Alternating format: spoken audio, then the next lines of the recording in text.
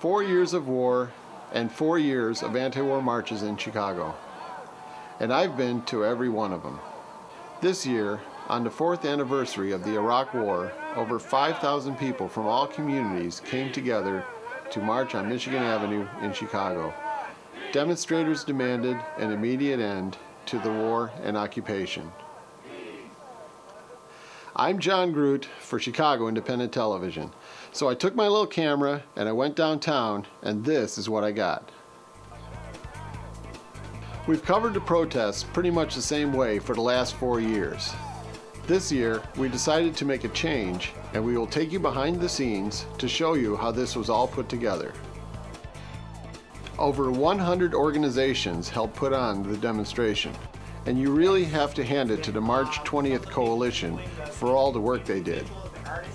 Wrangling permits from the city, promoting the march, raising funds, and creating all the printed materials needed for the event.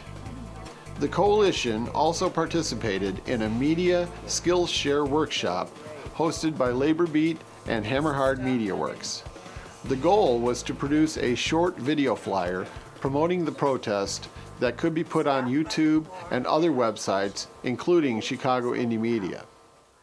Bring the troops home now. The legal march itself, a free speech victory, 4 years in the making, steps off at 7:30 p.m. 7:30 p.m. from Walton and State, down Michigan Avenue today.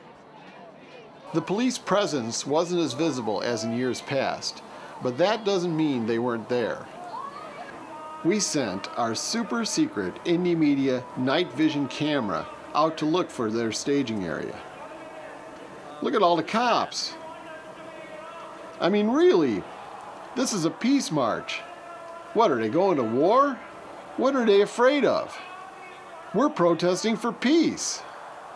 How much tax money does this cost? This reminds me of 2003 and the mass arrests.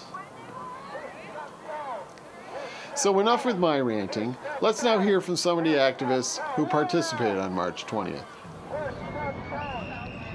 I don't think the Democrats being in charge is gonna solve it all, and there's still a lot of people that once they see how big it is and how many people are involved and want it stopped, I think it does have the possibility of changing some people's minds. President Bush is really a war criminal. He is a criminal because he wanted to take control of all the oil of the world. The war needs to end now, not tomorrow, now. Too many people are dying. Too many people are coming home maimed and crippled, just like Vietnam. This is Iraq-nam. The objectives and designs and ambitions of the U.S. imperialists have nothing to do with the interests of the vast majority of people, both in this country and throughout the world. We're looking at the world dynamics right now, and you've got this pole of Mick World and Mick Crusade over here, the U.S. imperialists on the one hand, and jihad, reactionary Islamic fundamentalism on the other.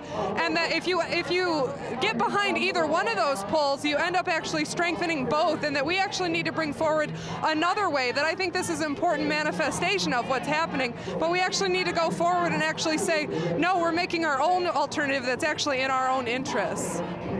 George Bush is the worst president I've ever seen in over 40 years of activism, either party, and I would even add minor parties, because he has no sense of morality.